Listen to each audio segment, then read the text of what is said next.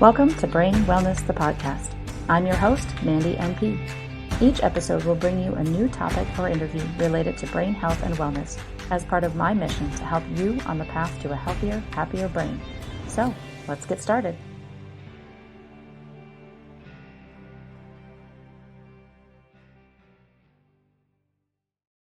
Hello, everyone, and welcome back to another episode of Brain Wellness, the podcast. Today, I have another one of the ABCs of concussion episodes for you. So today, we're actually going to cover two letters. We're going to go with two letters, F and G, because there's not a ton of words with either one of those letters. And I really wanted to make use of the episode as much as I can and try to get through some more of those letters of the alphabet for you guys. So this is a fun series to do. It's been having a really good turnout. The numbers on these episodes are fantastic. So I'm glad that people are listening and getting this information. And we are in March, which is Brain Injury Awareness Month. Can't speak today. Hopefully this episode goes well. So we are in March, which is Brain Injury Awareness Month. Earlier this month, I went out to Washington, D.C. to do we did a conference day and then went to the Capitol and talked with our representatives from 43 states were recognized or were represented on that day on the Hill, talking to our representatives about the TBI supports that are available at a national level and then funnel down through the states.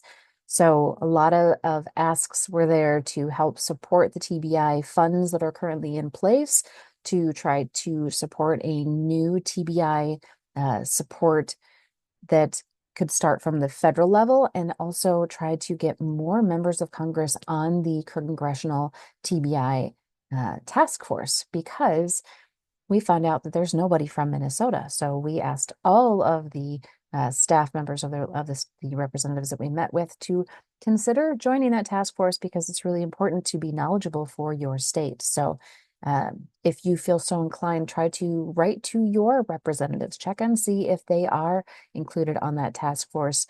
Encourage them to support the TBI programming that is currently in place. I know there's so many different things for finances to be split between, and the political climate right now is not great for funding for any kind of programs, but I myself have seen the impact of the TBI Act that's currently in place, and I would love to see it continue, and I would really love to not see it go away. So I'm glad that I had that opportunity. And as we are here in Brain Injury Awareness Month, there are a couple other ways that you can support me and my efforts in the TBI community as well. As part of the Brain Injury Awareness Month, I do have a fundraiser going through the Brain Injury Association, and I will have a link. I'll just put my bio link in the show notes so that you can get to all the things that I'm going to mention. So the fundraising for the Brain Injury Association fund there, as well as a copy of my book, the link to get to my book, the TBI Recovery Book. I had a great little book signing recently where had a handful of people come out and got a copy of their book signed by me. If you didn't have a chance to get out there, you still want a copy of the book, you certainly can get it through that link that I'll have posted in the show notes as well. Or if you are local, hit me up. I'll get you a copy. So we will work on that. So the couple different ways that you can support TBI awareness that way. So I appreciate you.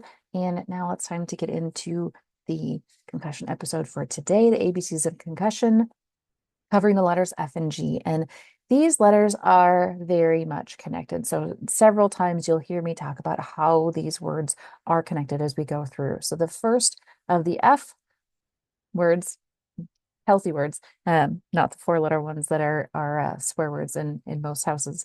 The first F word is fatigue, although it can be a swear word, because fatigue is really, really highly documented in recovery and highly experienced by people who are recovering from TBI. And as we discussed in the last episode with energy in the E episode, fatigue is a very, very common symptom. We also kind of discussed this with letter A with activity intolerance, and E for exercise and energy. So it's been there several times, but it is significant enough to deserve to be mentioned again. What causes fatigue after a traumatic brain injury? Damage to the brain cells can do it, damage to those neural pathways where information is passed along through the brain. Altered brain chemistry and neurotransmitter imbalances can cause fatigue as well. Also, increased energy expenditure due to the brain compensation. So the brain is trying to heal. We're trying to put out more energy to heal the brain, but we have this imbalance. Remember, we talked about that back in activity intolerance. So we have this increased energy need and not enough energy being produced. So we end up with a lot of fatigue. So what does that feel like? What does it look like? It can just be literally the feelings of being tired and drained. It can lead to decreased physical or mental stamina. So I found a lot in my recovery that if I had to work my brain a lot, it actually made me very physically tired because using my brain cognitively is a lot of effort when your brain is trying to heal. It can look like difficulty concentrating and difficulty completing tasks.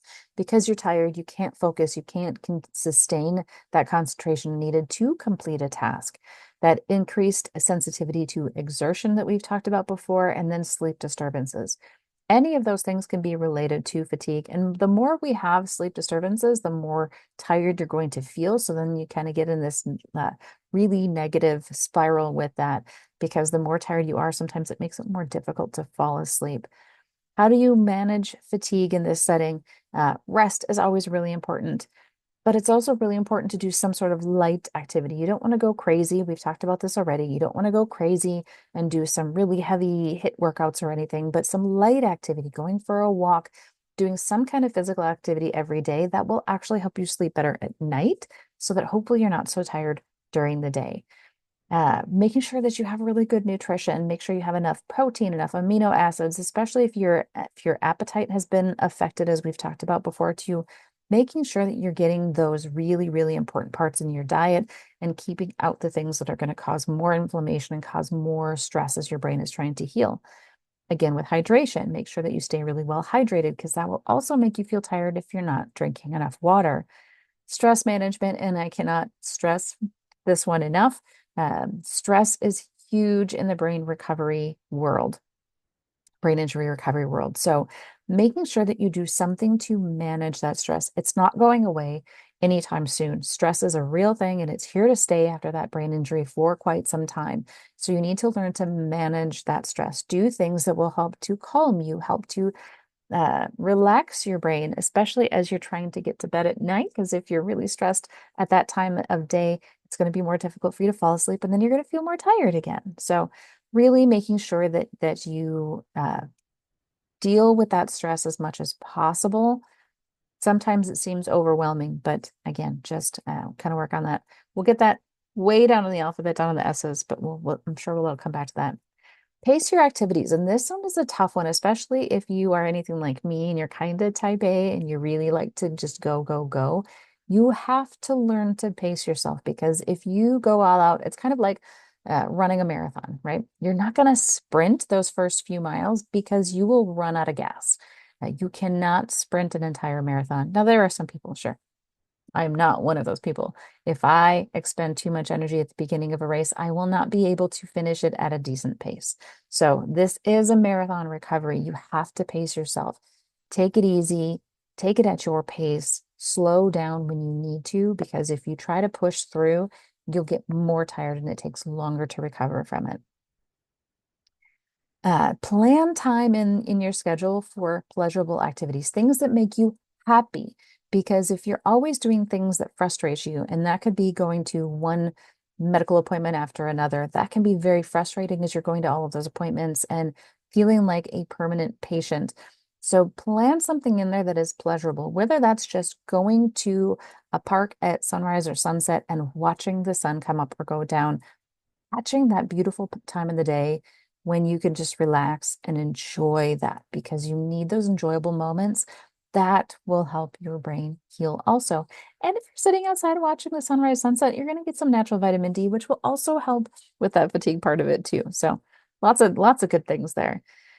And this one is going to be a tough one to swallow because it was tough for me to swallow in my recovery. Acknowledging that you might not be able to do as much as you used to. I have historically been a go, go, go person, always doing all the things. I worked full time and I had a part-time job and I had the podcast and I had my kids and I was training for a marathon and all the things that I was doing prior to my injury. And I wanted to be able to do all of those things again after my injury. And I have found I'm almost 2 years out here. I cannot do things the same way that I did before. But it took acknowledging that for some of that stress to go away. Because up until that point, it was very stressful and it was very fatiguing because I would push myself so hard trying to get things done at the same pace that I used to. But the inability to do so really made me tired. So try to learn from my experience on this one and try not to work yourself too hard. You need to learn to listen to your body and acknowledge when you can't do something. It might not be an I can't do something forever, but it's an I can't do it right now. Okay. Try not to focus on the things that you haven't achieved. This is another one that's really was really difficult for me for a long time. And I still struggle with it a bit because I still think that I should be able to do more than I currently do. But trying to acknowledge the things that you have done, taking time to recognize when you've done something well, when you have gained an improvement, when you have done something that you couldn't do a week, 2 weeks ago. Try not to focus on the things that you haven't achieved because it's just not, again, you haven't achieved it yet, but you can't do everything and be everything to everyone while you're trying to heal your brain. So if you are that person with a brain injury, you need to realize that right now you have limitations. That might not be you forever, but that's you for right now. Okay. You have to acknowledge where you are right now. Cognitive rehab can be really helpful to try to stimulate the brain to function a little bit better. Sometimes medications are necessary, especially those stimulants that can try to help with some of that fatigue and chronic fatigue issue. It's not for everyone, but it can be for some people for short periods of time, especially. And then again, things that I did, red light therapy, transcranial laser, EWOT, the exercise with oxygen therapy, or HBOT, the hyperbaric oxygen therapy, both of them and all of those things have been proven beneficial to improve energy and focus following a TBI, especially. How long does it take to recover from fatigue after a TBI? And this one's going to vary widely. I used to say all the time that in all the years that I was working as a nurse practitioner prior to my injury, I took care of a lot of people that had head injuries. Some people would get better right away. Some people it would take days to weeks to months, and some I saw in follow-up and they never got back to their baseline. And this can be the same thing with the fatigue because of all of these changes that happen here. But it doesn't mean that you shouldn't try to do something else that might kind of push that limit a little bit, push the envelope a little bit on it. So one thing that I've noticed is that when you feel like that's it and a therapy isn't helping you anymore, a lot of times practitioners will say, well, that's where we're at. This is your new norm. But I don't think that's really your new norm. Think about any time that you've been in some sort of exercise program and you do something for a while and then your body gets used to it and you hit a plateau. You need to change something up and then you'll see some changes again. It's the same thing with any of these symptoms, any of these treatments that we talk about with TBI. I found that in myself. I found that in other people that I've helped and talked through different things. When you try something new, it helps you get better in a different way. So if you have done things forever and ever and ever and your fatigue is not changing, try something new. That's going to be my word of advice for that one. The next F word, again, this one could certainly be a swear word on this one also, finances. If you are off of work for any extended period of time or you lose your job due to your injury, especially, finances can be a major problem.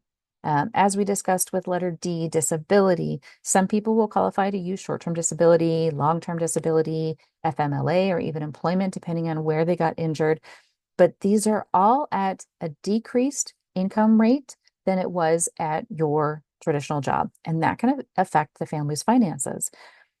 The best thing to do on this is do a really good analysis of where you are spending your money. That's going to be an absolute must. This is not a want to do thing at this point. This is a need to do thing at this point.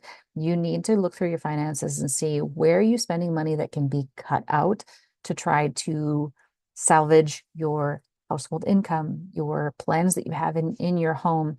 because it can be very difficult to get that disability money at times, to get that unemployment, to continue paying off your bills. And I learned this one very firsthand. So this is all personal experience talking to you on this one.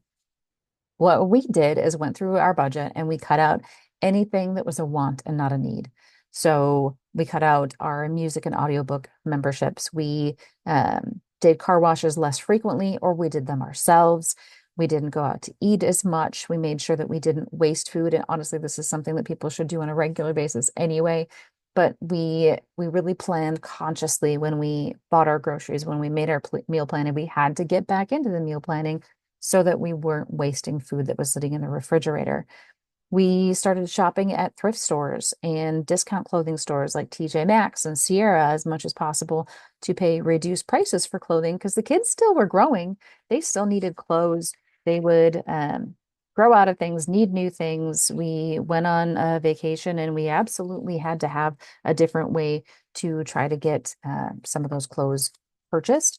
But we made it work. So, and the kids actually fell in love with going to thrift stores. So that's a new thing that we do all the time now. For our haircuts, we still needed to get haircuts. We still needed to take care of hygiene needs, but my husband and I both extended our haircuts out as long as we could between appointments. And for my kids' hair, my boys' hair at least, I've been cutting their hair all of their lives, I think, except for maybe one haircut each. So I continued cutting their hair during that time frame. It wasn't until recently that my teenage boy, at least, has decided that he wants to do a different hairstyle that I can't cut. I am not a trained hairstylist, but when it came to the shaver, that part I could do. But we did that as well. So we really cut out as much as we could. I glue my own nails on right now. I only do that because I have an anxiety thing where if I don't have them there, I pick at my fingers. So I try not to do that part. But I've never really been a person to go get my nails done, but that would have been something else that could have been cut out. There's a lot of other fancy things. We don't go to fancy coffee shops very often, so that wasn't a thing that we could cut out, but that certainly would be something to consider if that's you. Maybe you start making your coffee at home rather than getting it at a coffee shop. And yes, it doesn't taste the same, but for finances' sake, you might have to bite the bullet on that one. So look at your finances, figure out where you can do this. And you probably need some assistance with this. I needed my husband to help with that because I could not look at all the finances myself. That was not something that I had the ability to do at that time. And then other assistance that you might need.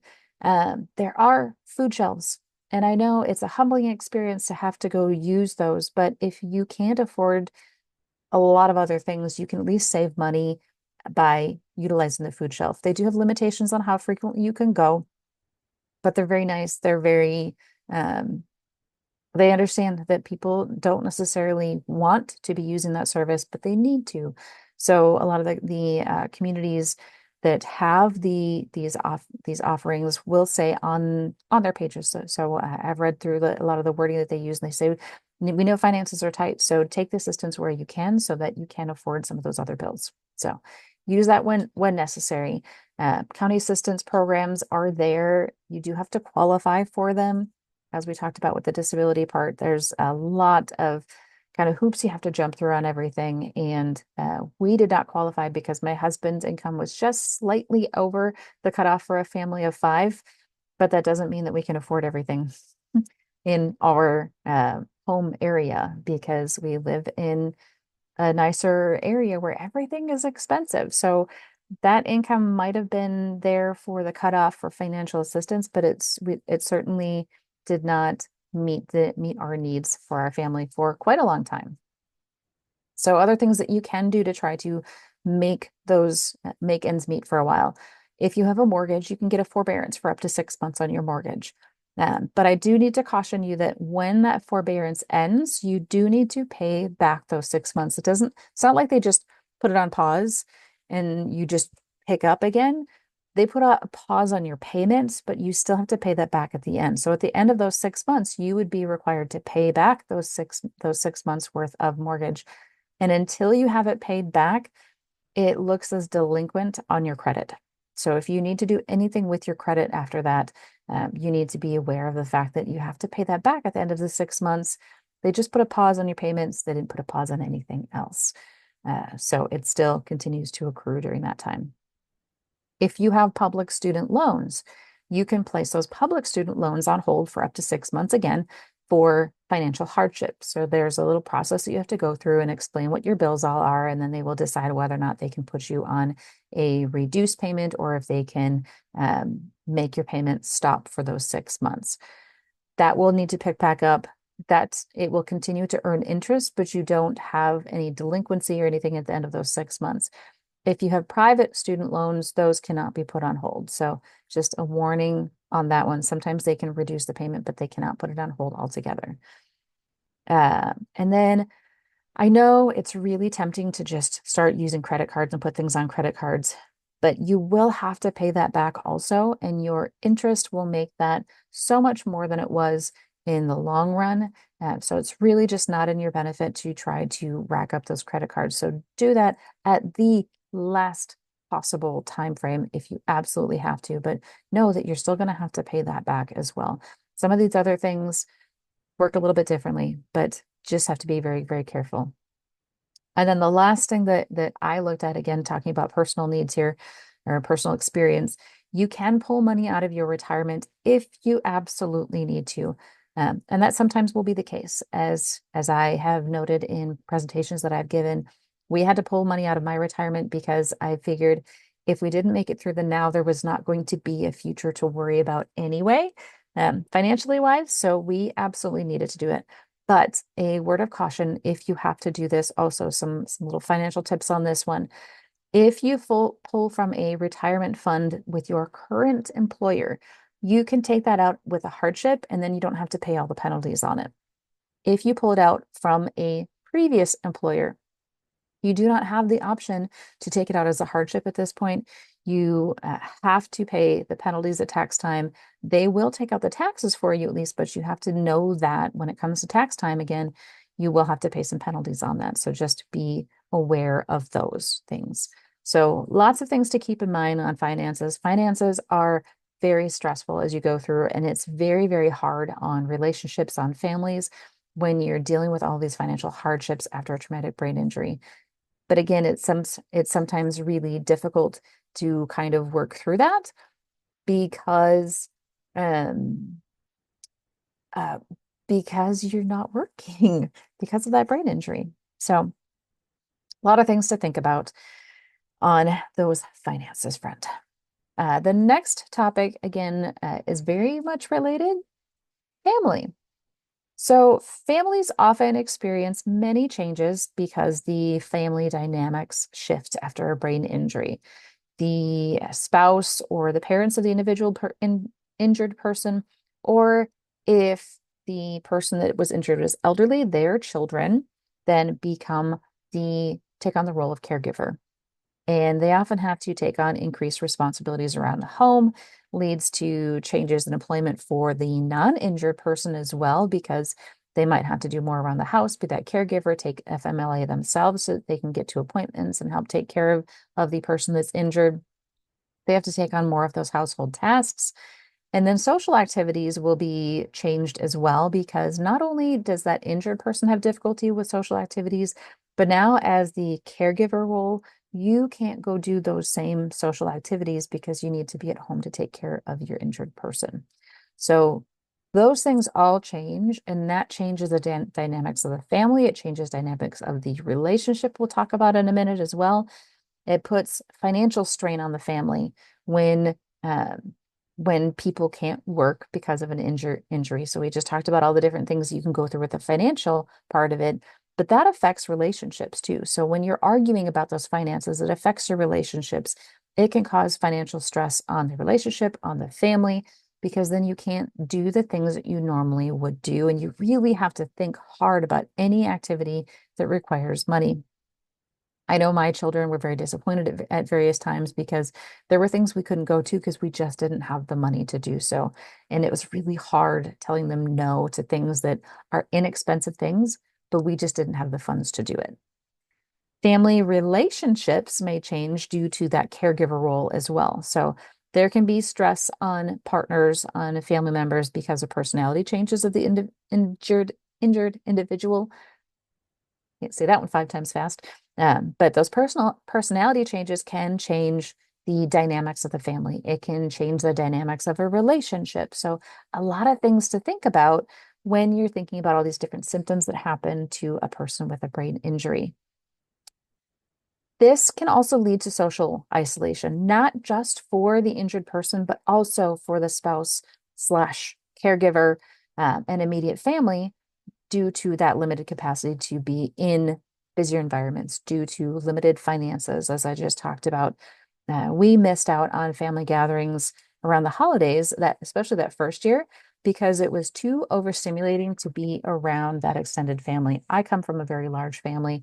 It's a very large event, a very loud event when we all get together. There's a lot of talking, a lot of side conversations going on, and it was too much. So once the weather got colder, we're here in Minnesota. Once the weather got colder, I did have to bow out of a couple of those family activities because I could not tolerate being in those really busy environments. So my kids missed out on time with their cousins, their aunts and uncles, and their grandparents because I couldn't be in those busier situations. So it did lead to some social isolation where we couldn't be in those situations. There is a high number of marriages that unfortunately come to an end after someone has experienced a brain injury. The rates are quite varied between the different articles that you can look up online. It can be anywhere from 15 to 78% of marriages that end.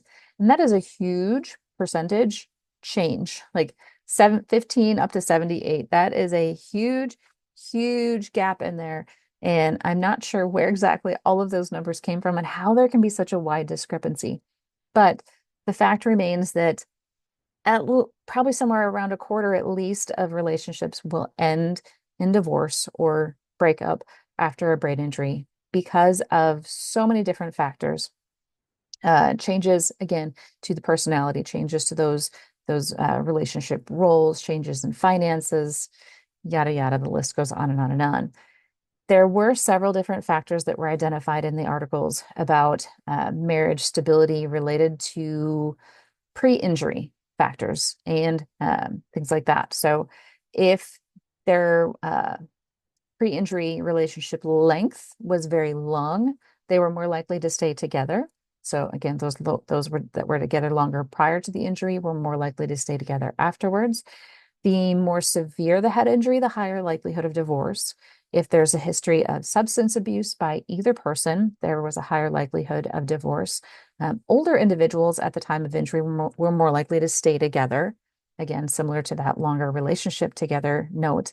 But then on the flip side of that, so all of these factors that can affect whether or not relationships stay together, some of the sources did cite that marriages that last are stronger than they were pre-injury. So people learn different techniques to get through those hard times, and that can actually make their bond stronger.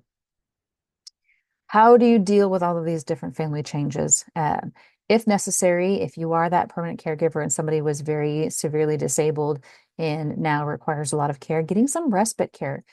You, as the caregiver, we've talked about this before in the C letter with the caregivers, you have to take time for yourself so that you can take care of your loved one with injury. So that respite care is not to make you feel guilty that you can't spend that time with them. It's there to let you be you and have a break from that so that you can continue to have a better relationship. Counseling, individual and family counseling can sometimes be very beneficial. My husband and I went through couples counseling, and that was tremendous for us. I would say that we are one of those couples that is stronger now than we were before the injury because we learned a lot about each other in the process. And that therapy did absolutely help us. Open communication is always beneficial. When in doubt, communicate. I can always say that about any kind of relationship, whether there's a brain injury involved or not. When in doubt, communicate. And caregivers, again, need to prioritize that self-care, as I mentioned. Probably so many other things I could talk about specifically to family, but I'm going to move on to friendships because this is definitely a very connected topic also. Friends might have a hard time adapting to changes after someone's brain injury, just like your family members can. It's sometimes very difficult for friends and family to understand what's going on. Somebody else may have had a brain injury, a smaller concussion in their life, and they got through it no problem. And they're wondering why you can't do the same thing, especially because now you look just fine. Why can't you just go back to being yourself? And friends and family alike have difficulty understanding that it is an invisible disability and you might look just fine, but on the inside, you're not functioning the same. So that injured person might not be able to tolerate gatherings of friends for a while. They might need a quieter environment. And if your group of friends tends to be louder, those group activities might be off limits for a certain length of time. They might have to change permanently, but at least for some length of time, those group activities might not be on the list of things that can be done. Conversations may look different. They may be less frequent. The injured person might forget to respond to messages. They might forget to reach out. They might forget to ask you about your life and seem very focused on their own because they kind of have to be. That when you're recovering from an injury, you only have so much energy that you can expend, and so much of it is focused on your appointments, your therapy appointments, your exercises that you have to do, your this, that, and the other thing, that it's really hard to continue to stay focused on somebody else just as much. Not to say that you don't want to, you just don't have the brain capacity to do that. And again, how long that's going to last is going to vary from person to person, but that is something that will change for a period of time. And as with any time that something critical happens in your life, you tend to, quote, find out who your real friends are in this kind of situation, because sometimes friendships end just as romantic relationships do, that we talked about with the family situation a moment ago, after brain injury, because things change and you might not be able to socialize. You might not be able to connect with that person as much after that brain injury as you did beforehand. So sometimes those friendships go by the wayside, and that is very, very hard for some people to deal with, to respond to. That's another stressor all in itself. So if you are friends with somebody who's had a brain injury, try to remember that they're not doing this on purpose. Try to remember to check in with them if they're not reaching out. Try to offer specific assistance rather than saying, reach out if you need help. Because to be honest, as the person that's been affected, they either may not want to be a burden and ask for help, or they might not know what they need help with. So they don't know how to ask for that help because they don't even know where to start. There was one day that my adult child reached out and he said, "Hey, mom, I noticed that things aren't quite organized in your house anymore. I don't have the energy to do all the things. So organization hasn't happened." She's like, "How about I come and help you organize your things? And I can be available this day." Perfect. I didn't have to ask him. I didn't have to tell him what I needed. He walked me through everything and I didn't have to think, and it was amazing. So I am not one person that likes to ask for help. So having him do that for me, that act of service was phenomenal and so very much appreciated. Again, if you have are friends with someone who's injured, have patience with that person. Try not to give up on them. This is when they need you the most, truly. Along that same lines, then, frustration. So we've talked about all sorts of other F words. This is another one that could be a swear word all by itself. Frustration comes very easily after our brain injury. We become easily frustrated with our friends, our family, our children, our spouse, our pets. The list goes on and on. Everything can be frustrating because you can't do things like you used to. We talked about this a bit in letter A for anger, but you're easily upset at things that you used to be able to do, and now you can't do them.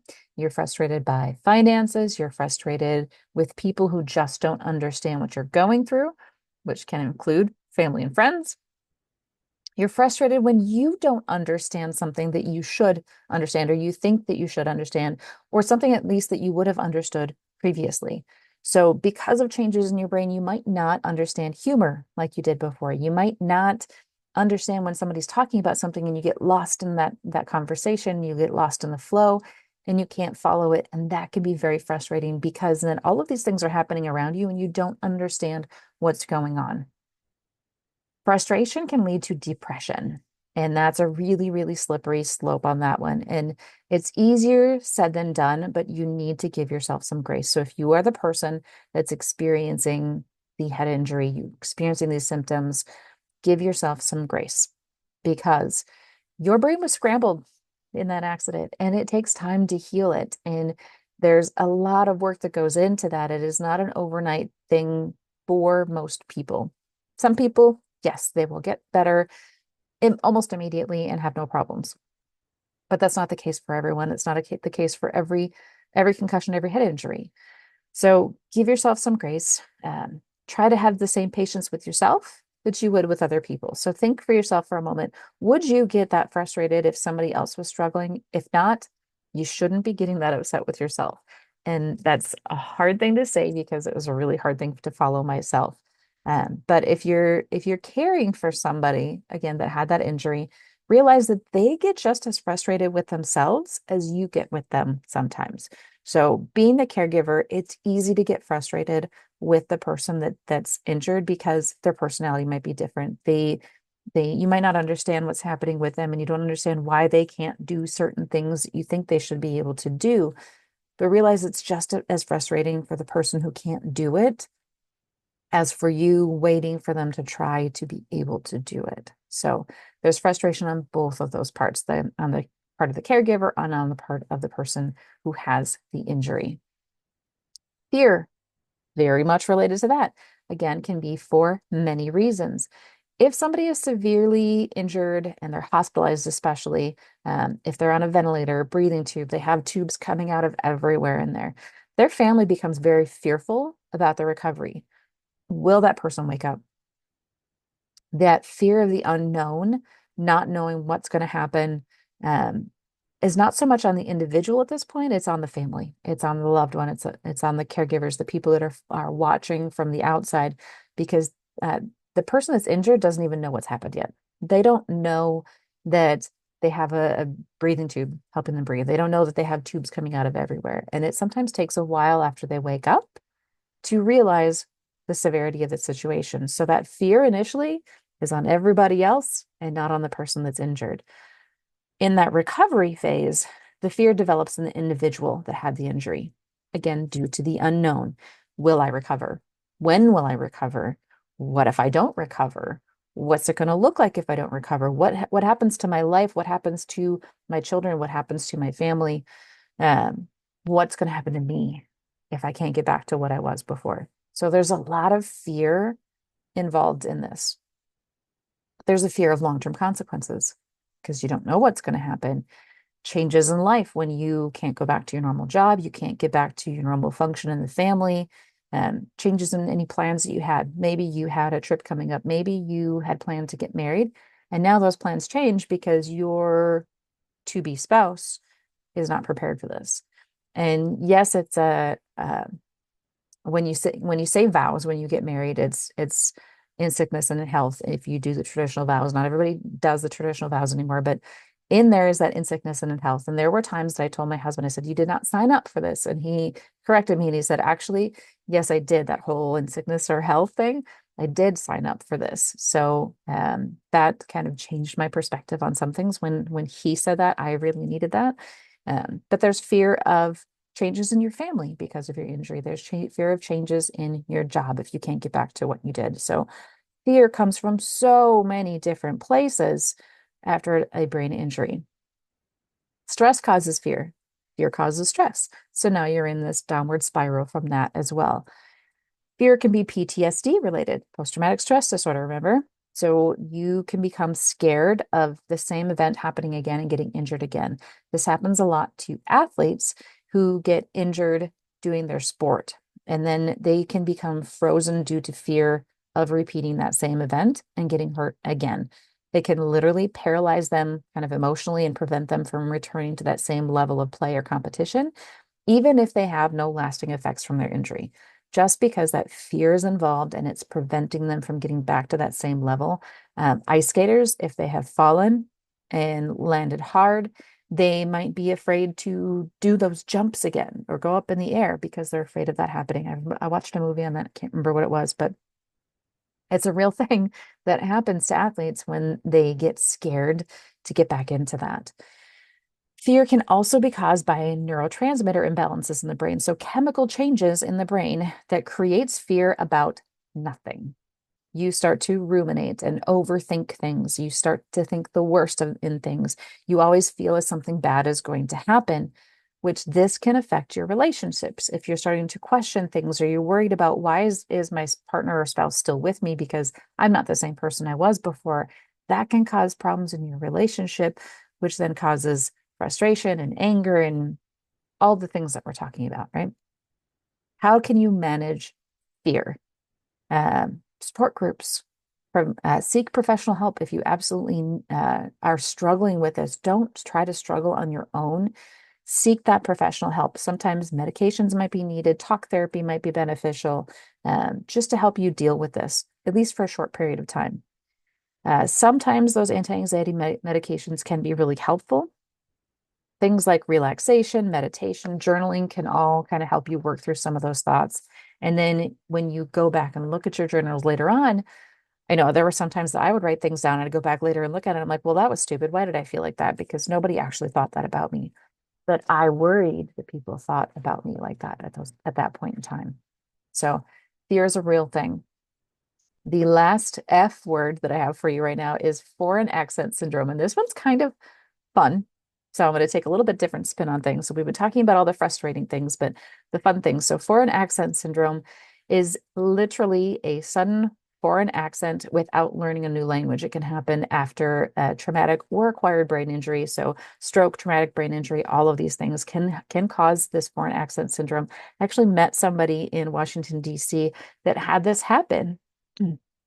It is often linked to the speech area in the brain, so particularly Broca's area. That's often in the Broca's is in the front part of the brain, the frontal lobe in the brain, typically on the left side for people, especially who are right-handed. Most of us are language centers on the left, so if you have a brain injury on the left side of your brain, that's where you start to get your language affected. But in this particular area, is responsible for the rhythm and the melody of your speech. So you can see changes in pronunciation and how you pronounce your words. So it's not actually a change to your native language. You don't learn new words in a different language. You just have a different way of speaking it, and it sounds like you have a new accent. Literally, people can develop a British accent. I had a patient one time who developed this Dutch accent. She was not from anywhere fancy. She did not have a Dutch accent prior to her accident.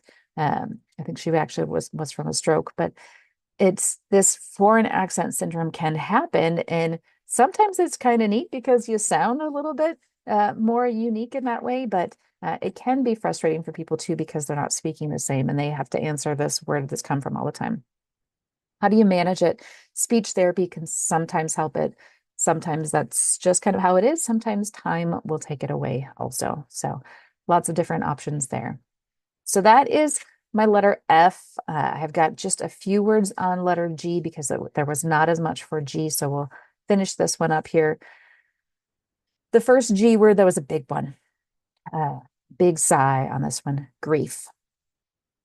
And grief is a funny thing because it looks different for everyone, but it is a real normal response after a brain injury. Kubler-Ross, if you're familiar with their work, they have the stages of grief: denial, anger, bargaining, depression, acceptance. If we're looking through those different stages, denial is difficulty accepting the reality of your injury and its impact. And again, this is a very real step in this. Anger is that frustration and resentment towards the situation and yourself. Sometimes there's anger at other people or resentment towards other people, but certainly towards yourself because you can't get better fast enough. Bargaining, trying to find ways to undo the injury and regain what was lost. Depression then comes with sadness, hopelessness, sense of loss, and that acceptance is the final step, coming to terms with that new reality and finding ways to live a fulfilling life. And I remember talking about this acceptance piece with my PTSD therapist at one point, and she brought out her little trusty psychology book, and in there was a little description of pain versus suffering. So pain, if you have a pain, whether it's physical or emotional, and you have uh, you're not accepting it. So you have this pain, you don't accept it, you end up with suffering. You suffer because you're not accepting it and you're not okay with what's going on. You can't accept it. Versus if you have that same pain and you accept the situation. You don't have to like it, but you accept where you are and you accept that this is where you are right now. You will just have pain. The suffering part is optional. The pain will always be there, but whether or not you accept it will define whether or not you have suffering. And I remember this sticking in my brain because it reminded me of the path to the dark side for any Star Wars fans out there. It reminded me of the path to the dark side. And now I had a new goal. I needed to avoid the dark side. So going through these stages, I needed to get to that acceptance part and coming to terms with that new reality. And that's where I'm at this point, almost 2 years in here, is that acceptance part. I'm coming to terms with this new reality. Do I still have limitations? Yes. Am I done improving? No. But can I find new ways to live a fulfilling life? Yes. I have shifted my focus and my practice. I used to be mostly a stroke practitioner, some migraine and general neurology in there. Now I am definitely a concussion practitioner. This is my new calling in life, I guess you can say. But I have found a new way to have a fulfilling life and helping other people who've experienced concussion and traumatic brain injury. But first, you have to identify that grief is the loss of the person that you once were. I am no longer the person that I was prior to my injury. I'm very similar in many ways, but I am not that same person because I can't do things to the same extent that I did. I cannot work myself to the bone like I used to. I cannot have multiple irons in the fire and expect to do well with all of those things anymore. I have to be focused. I have to have intentions of be intentional in what I'm doing, and then I can be good at what I'm doing as long as I stay focused. There are changes again in your life. There are changes in your independence, your relationships, your finances, your abilities, as we've talked about all today and in previous episodes. All of those things have an impact on your life plans. You had a plan of what you thought your future was going to look like, and now it is very different because things have changed, not of your control. So things have changed outside of your control. You have no control over what has happened, but you do have control over how you recover from that and how you react to that. I have a sign up on my wall here. Attitude is everything, changes, choose a good one. Because the only thing you have control over in this situation is how you respond to that situation. That's what you have control over. This grief process often gets overlooked. It often gets misdiagnosed as depression, and grief can definitely cause depression. Depression can be part of the grief process, but it's not the thing in itself. And grieving over that loss of who you were is it happens and it's there and it needs to be acknowledged and it needs to be dealt with. You have to acknowledge and address grief in order to move forward and in order for your loved ones to move forward. It is an emotionally very painful time, as some of my friends and family could attest to. It was very difficult for me to get to this point where I'm now in that acceptance phase. And it's not a one-way street in grief. You go back and forth and back and forth. And I went back to that anger stage many, many times. But now getting to this point where I'm coming to terms with this new reality and still improving and still being okay with the fact that I have work yet to do. That took a lot of work to get to this point, but it was necessary work in order to heal. Be patient with yourself. Focus on your strengths. And again, this is way easier said than done. It took multiple people, multiple therapists telling me these things to do before I could actually do them. Acknowledge the conflicting feelings that you have, the feelings that I wish I could be doing more things, but I really want to take a nap. Acknowledge those feelings, learn to let go of the things you cannot do, and learn to move forward. It doesn't mean that you get over it. It's not snapping out of it. People can't expect that from you. So if you are the person that's helping to take care of somebody that's had an injury, you need to know that they can't just snap out of it. They can't just get over it. They have to work through this process. There's a song, if you're going through hell, keep going. You have to, because you have to get through it to grow. You can't just stop it. You can't tell it to go away. You have to go through the process to make it work. So you have to give yourself time and you have to give yourself permission to go through that grief process. And once you do that, it will help you grow. Okay. Gender differences. This was the next G that I had on there. I actually covered this in an entire episode by itself back at episode 67. So I do want to redirect you back there. But I wanted to say that because so that you know to go back and look at that one because it was a really good episode, really covering all of the gender differences that show up in there. Just a few highlights here. Females tend to have more cognitive impacts on their recovery. They have longer recovery time overall for that initial concussion. Females tend to have longer recovery time with subsequent concussions, and they may actually happen more often in females. We just don't have it diagnosed or documented very well. It's underreported in the research. It is under-researched, the effects that women have in the concussion world. So there's still a whole host of research that can be done on how females tend to recover from brain injuries. So please go back and listen to that episode because it was very informative. There's a lot of information there, a lot of research that was cited. So a really good episode. So my last topic for today is guilt. And again, this one is a very big one. Guilt can happen to the injured person, or it can happen to someone else, like somebody that's the caregiver for them now. My husband felt a lot of guilt because I was injured in the car accident so badly, and he wasn't. He felt like it should have been him since he was the driver. Your partner, the partner of the person that's injured, can feel very guilty. They might have feelings of anger, resentment, or other negative feelings toward the person that got injured because of the injury itself. And because they feel like the person should be doing things that they shouldn't, especially if they don't understand. So that partner can feel guilty because they don't understand. And my husband didn't understand right away.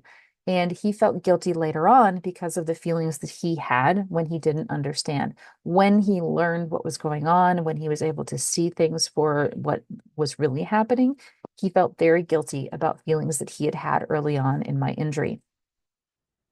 Those aren't feelings that the person tries to do. They don't want to be angry toward the person that has the injury. They don't want to feel resentment, but it's a normal part of the healing process for the caregiver, and they just need to be worked through. So those feelings happen.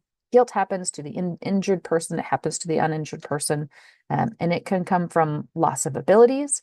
You, as the injured person, you can feel guilty that you no longer did what you did before because you can't bring in money from your work. You can't get back to work. So therefore, you can't support your family. You feel guilty that you can't keep up with housework or kids' activities because of your symptoms.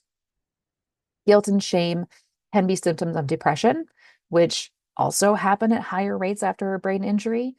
And you can be guilty because of how the injury has impacted your loved ones.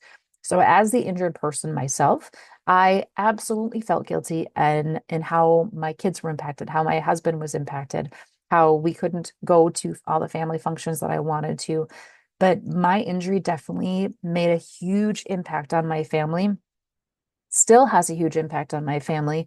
And there is definitely guilt because of that, because I feel like I should have known how to heal faster. I should have been able to make my brain heal faster, but you can't make your brain heal faster. And in fact, the more you try to push it, the slower it becomes because you're putting too much stress on your body. And then there's survivor's guilt, not just for if you were in a car accident and the other person was severely injured or potentially died in the car accident and you lived.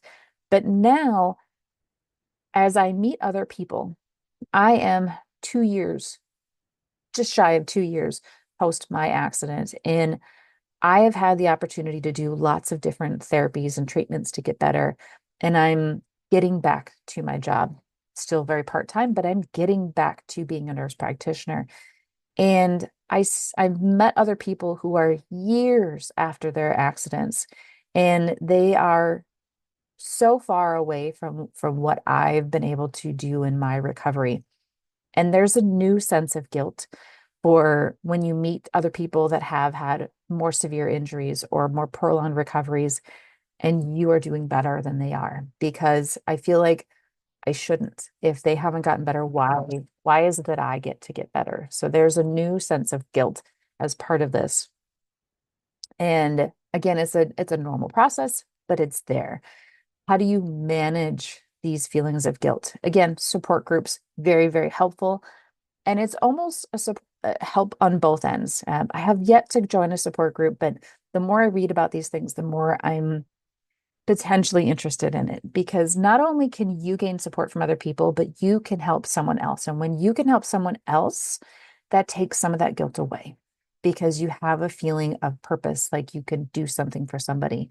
As I'm creating this concussion clinic, I have a sense of purpose because I'm helping other people through my experiences. I've learned about the different pitfalls in medicine, and I've learned the different things that I can do. And I feel like I need to do something with that knowledge, which is why I'm doing what I'm doing. So that's helping me get through this guilt part because I'm helping other people now. Again, focus on your strengths, engage in activities that bring you joy because joy is absolutely needed in that recovery process. Keep a journal because as you journal, you can journal your feelings and you can go back and look at it later on. Cherish the beautiful things in life. Watch the sunrises, watch the sunsets. We had a thunderstorm here. The lightning storm was beautiful. Cherish those beautiful moments because you need that to spark joy in yourself. For the families of somebody, be aware of the emotional challenges that can arise in the person that you're taking care of. Be patient with them, provide support, seek guidance with professionals or other support groups. Take care of yourself, be there for each other. So many different things that you can do to help yourself and help other people in this process. But the big thing is just being there for people. So that is my episode for you today. The F's and the G's of the TBI recovery. So again, why do I do these episodes? It's because if you've had a traumatic brain injury and you still have some of these symptoms, it helps answer what to do, why you have them. If you have some of these symptoms and you haven't had a diagnosis, again, look back. Was there something that maybe was missed and I need to get care now? Because it's never too late. You can always look for more care. If you have plateaued, you can still get better. Find a different practitioner, find something new that you haven't done before. If you have ideas for further episodes, again, I will absolutely welcome those. If you have questions for me, reach out on any of the socials. And again, I will post the link to my book and the fundraising effort in the show notes as well. So thank you guys so much for being here today, and we'll see you next time. Thanks for tuning in to this episode of Brain Wellness, the podcast. If you enjoyed this episode, I encourage you to subscribe, like, and share this with others to help me continue on with my mission to help people live healthier, happier lives. Go to www.brainwellnesssolutions.com to see what I'm up to and get links to all the social medias there. See you next time.